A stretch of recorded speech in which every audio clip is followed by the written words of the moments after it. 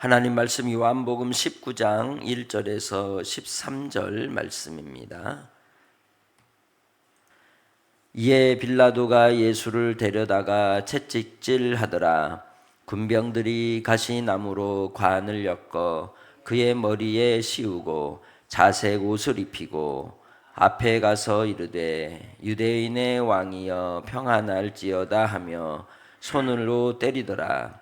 빌라도가 다시 밖에 나가 말하되 보라, 이 사람을 데리고 너희에게 나오나니 이는 내가 그에게서 아무 죄도 찾지 못한 것을 너희로 알게 하려 함이로라 하더라.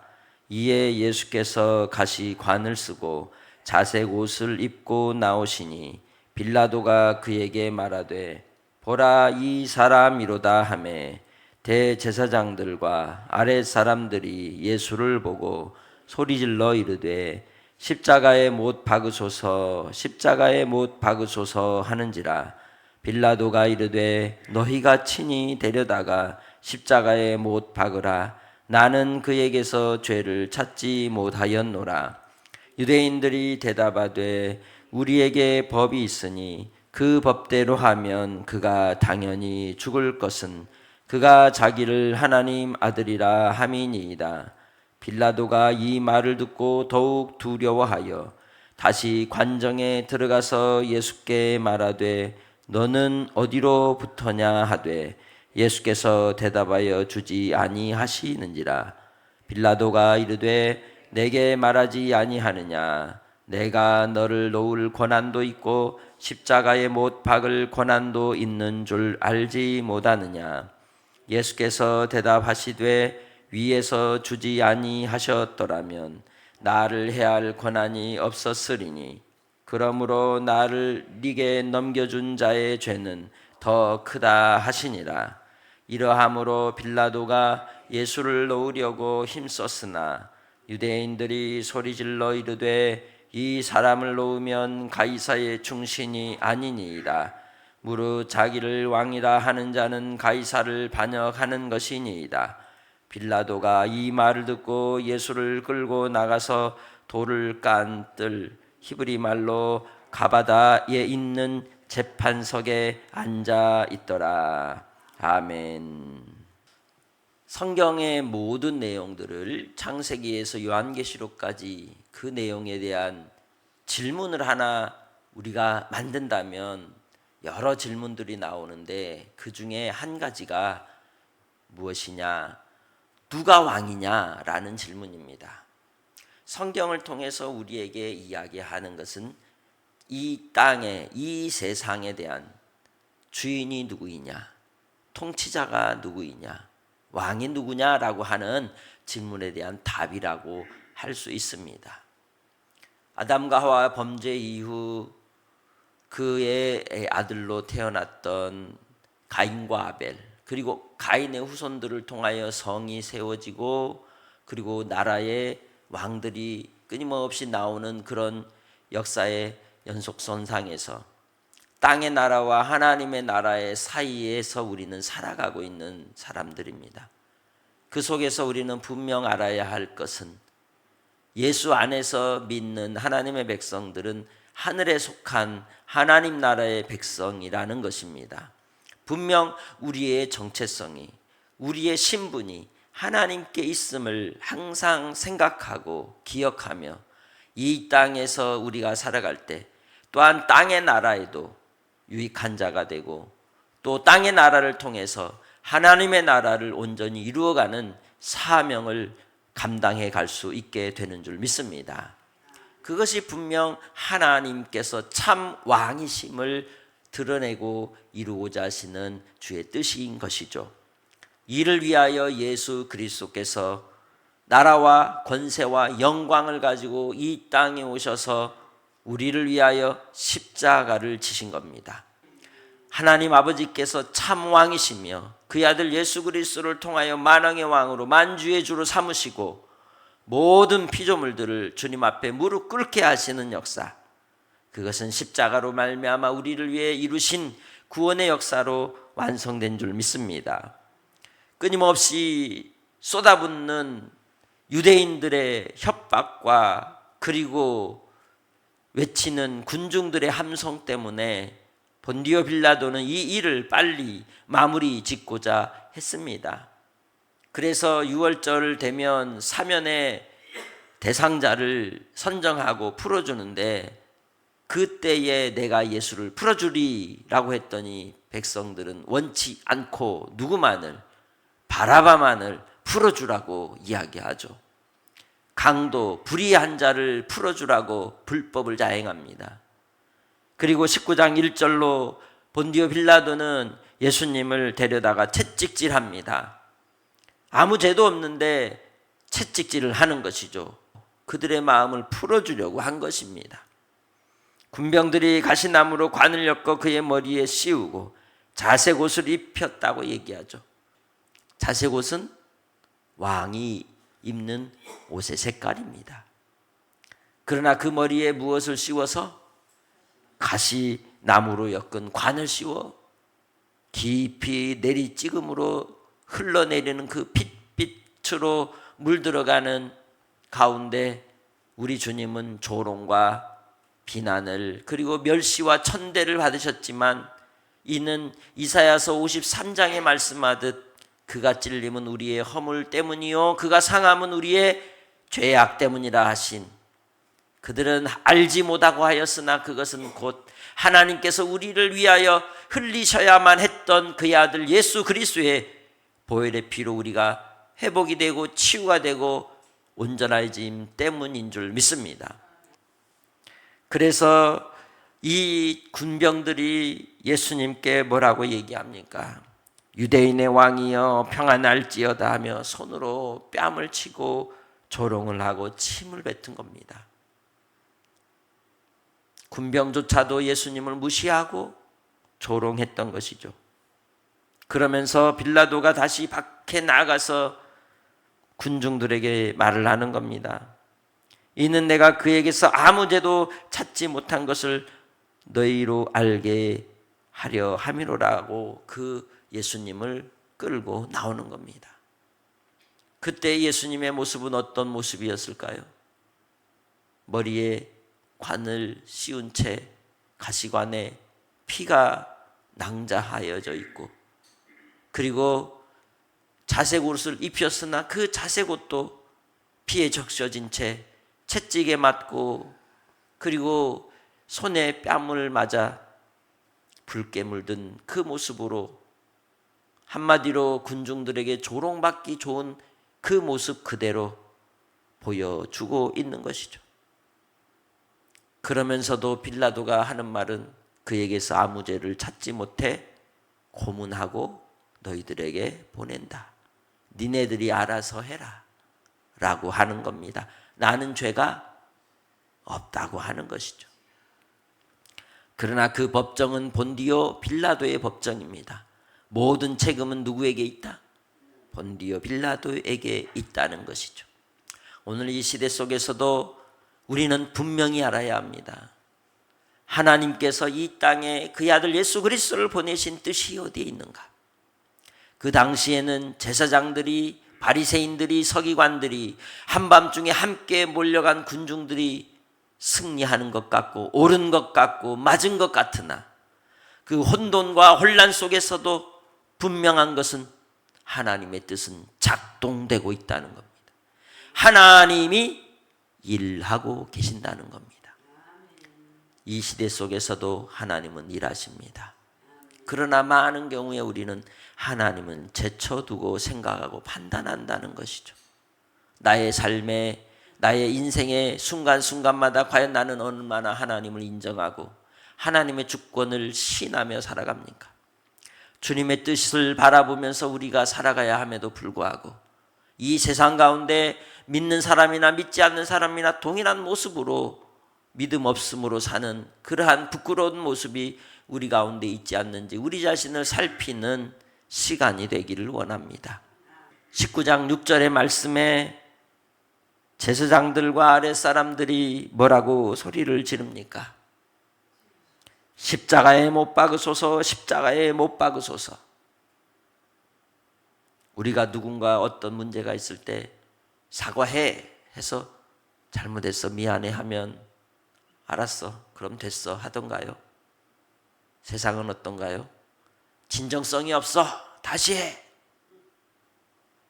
그러다 보면 그 사람 목숨을 담보하기까지 죽이려고 하는 것이 이 세상의 모습이 아니던가요? 예수님이 그러했습니다. 본디오 빌라도는 예수님을 가시면류관 씌우고 채찍질하고 조롱하는 것으로 내주면 그들이 만족할 줄 알았던 겁니다. 그러나 그것에 만족할 자들이 아니었던 거죠. 본디오 빌라도가 고문했으니 이젠 모든 죄는 다 누구 책임이다? 본디오 빌라도 너의 책임이다. 무고한 자를 채찍질한 것 아닙니까? 그것 또한 죄가 되는 것이죠.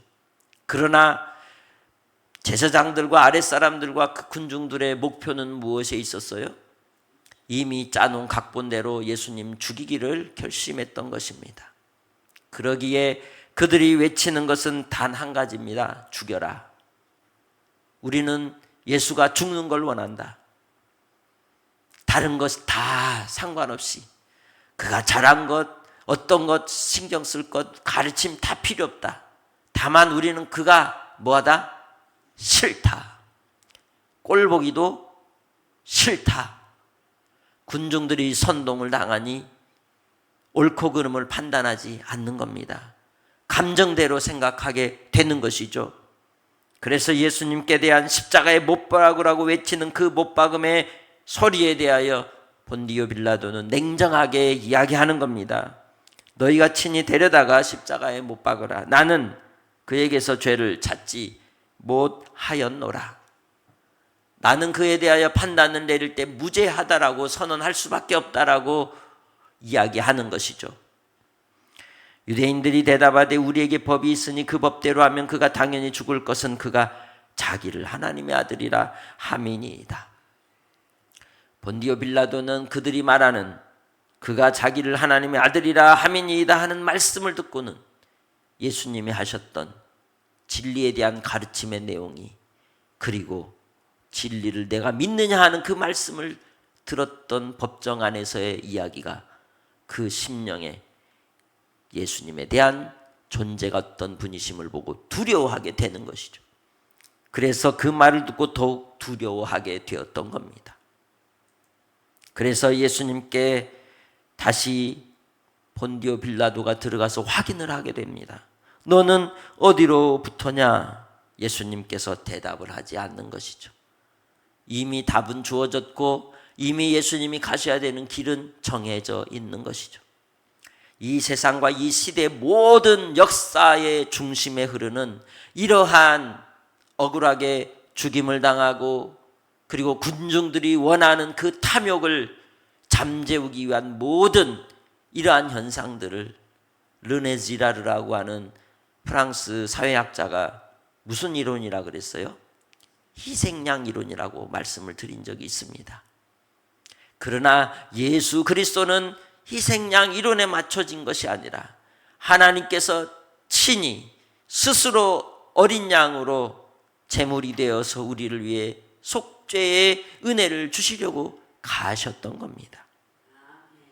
예수께서 우리를 위하여 이루신 그 구원의 은혜는 본디오 빌라도가 두렵고 떨림으로 보았던 7절의 말씀처럼 하나님의 아들이라고 하는 그 말씀 앞에 떨릴 수밖에 없었던 겁니다. 그래서 예수님께서 대답하지 않자 빌라도는 설득을 합니다. 예수님을. 내가 너를 놓을 고난도 있고 십자가에 못 박을 고난도 있는 줄 알지 못하느냐? 설득을 한번 해보는 것이죠. 땅의 권세를 가지고 있는 자이기에. 왜? 자기도 살려고 하니까. 왜? 신이신 하나님의 아들을 자기가 사형 언도를 내리면 어떻게 되겠어요? 자기가 받을 벌도 어마어마하다는 것을 알지 못했을까요? 그러기에 그는 자기의 고난에 대하여 예수님께 설득을 해보지만 예수님은 더 크고 더 엄중한 말씀을 하십니다. 11절 위에서 주지 아니하셨더라면 나를 해할 권한이 없었으리니 그러므로 나를 네게 넘겨준 자의 죄는 더 크다 하시니라. 예수님은 그 모든 진리의 중심에서 그 뜻을 그에게 가르쳐주고 있는 것이죠. 너의 권세도 누가 주셨다? 하나님이 주셨다. 우리는 이 땅에 많은 일들이 일어나는 모습을 보면서 땅의 생각으로 판단할 때가 많습니다. 그러나 우리는 하나님께로 향하여 진리의 말씀 앞에 서서 이 땅의 일들도 바라보는 겸손한 시각이 필요합니다. 우리는 예수님을 믿는 제자입니다. 그렇다면 우리가 가져야 될 우리의 태도가 무엇일까요? 마태복음 11장 28절에 이야기하듯 온유와 겸손입니다. 온유와 겸손이 사라지면 거기에는 완악함과 교만함이 자리를 잡게 되는 겁니다. 주님 안에서 이 완악함과 교만함이 가득한 인생들은 결코 긍휼이 없습니다. 잔인함만 남는 것이죠. 그들이 바로 이 대제사장과 그 수하의 사람들을 통하여 보여주는 현상입니다. 예수님을 끝까지 십자가에 못 박으라고 외치는 그들인 것이죠. 그것이 혹 우리 모습은 아닌지 살피시기 원합니다. 그래서 바로 예수님께서 나를 네게 넘겨준 자의 죄는 더 크다고 말씀하는 거죠. 그러니 본디오 빌라도 너 죄 없다? 너에게도 죄가 있다는 것이죠. 그럼에도 불구하고 이 일은 누구의 뜻에 따라서? 하나님의 뜻에 따라서 누구를 구원하시려고? 자기 백성 구원하시려고, 온 인류를 구원하시려고 주께서 그때의 그 뜻을 따라서 그 일을 지금 이루는 것이다. 우리는 나의 삶의 자리에서 이러한 황당한 일을 겪을 수도 있습니다. 어려운 곤란과 억울함을 겪을 수도 있습니다. 또 그러한 주변의 모습을 볼 수도 있습니다. 그때에 우리가 누구를 원망하고 누구를 탓할 수도 있지만 그보다 더 중요한 것은 하나님의 나라와 그의 의를 먼저 구하라 하신 주의 말씀대로 아버지여 아버지의 뜻이 우리 가운데 이루어지이다라고 고백하는 기도가 있기를 원합니다. 예수님이 가르쳐 주신 주기도문의 시작이 무엇입니까? 뜻이 하늘에서 이룬 것 같이 땅에서도 이루어지이다가 아닙니까? 예수님께서도 하늘의 뜻이 이 땅에 이루어지기 위하여 불법이 횡행한 자리에서 십자가의 길을 묵묵히 가셨던 그 모습으로 우리에게 보여주셨을진데 예수님을 믿고 따르는 우리가 자기를 부인하지 않고 자기 십자가도 지지 않고 쟁기를 든 채 자꾸만 뒤돌아보는 어리석음으로 산다면 우리를 통하여 누가 예수를 믿게 될 것이며 우리를 통하여 누가 회개하여 돌아오겠습니까? 주님 안에서 우리는 믿음의 자리에 서서 하나님의 뜻이 우리 가운데 이루어지기를 구하며 기도하는 기다리는 성도들이 되기를 소망합니다.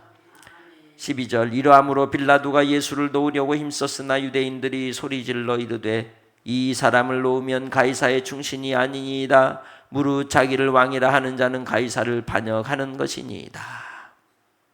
그게 빌라도의 약점이죠. 그에게는 가이사가 황제가 있습니다.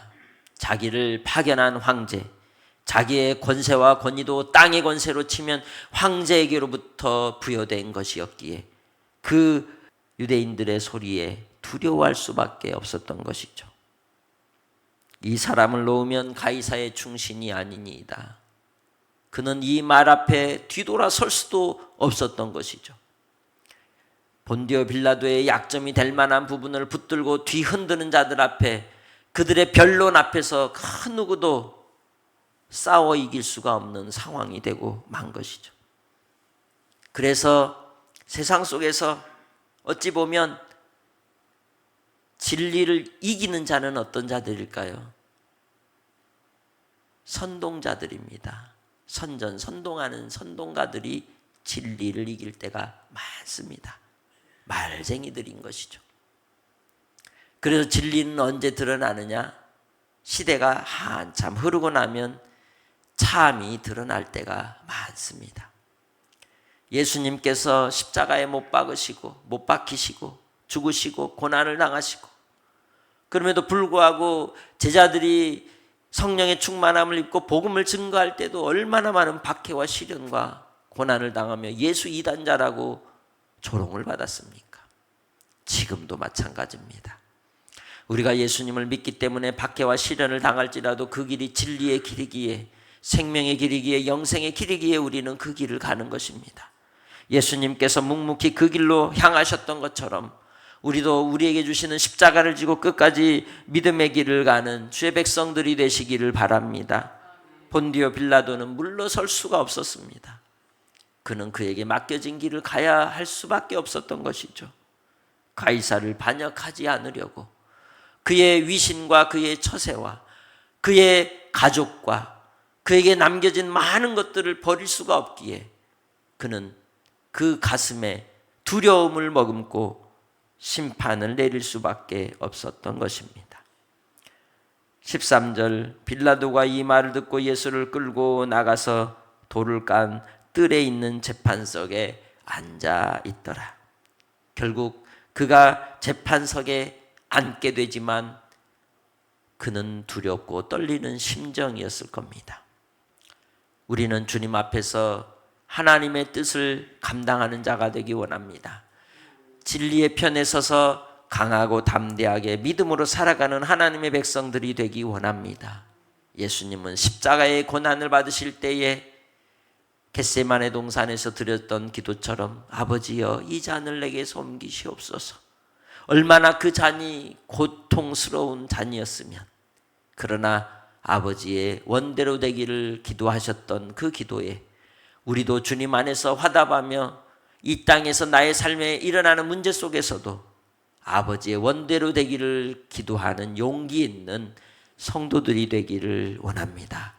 그러면 아버지 하나님이 하고자 하시는 일이 나중에 깨닫게 되고 그것이 참이었으며 하나님이 왕이셨음을 분명히 우리의 삶을 통해 드러내 주실 것이기 때문입니다. 기도하겠습니다. 하나님 아버지 감사합니다. 우리가 주님을 믿는다 할 때에 참 진리 안에서 순종하는 삶을 살았는지 우리 자신을 돌아봅니다. 주께서 우리를 불쌍히 여기시고 진리 가운데로 인도하여 주옵소서. 허물 많은 인생들 주님의 말씀으로 새로워지기 원하오니 아버지 하나님 우리 안에 거짓과 오만함과 간교함과 교만함을 꺾어주시고 겸손히 진리로 살아가게 하옵소서. 주의 뜻을 이루는 삶이 우리 가운데 이루어지기 원합니다. 아버지 하나님 역사하여 주옵소서. 사랑하는 주의 백성들 오늘도 은혜와 사랑과 성령으로 충만하게 하시고 주님을 끝까지 따라 믿음으로 행하는 복된 삶이 되게 해 주시기를 원하옵고 오늘도 주님의 주신 능력으로 승리케 해 주실 예수님만 바라보는 심령들이 되게 하옵소서. 고난당하는 이들, 박해당하는 이들을 위로하여 주시고 악하고 또한 간교한 어둠의 세력들이 예수 안에서 무너지게 하시고 진리 편에 서서 주의 뜻이 이루어지는 역사가 나타나도록 인도해 주시기를 원하옵고 감사하며 예수님의 이름으로 기도합니다. 아멘.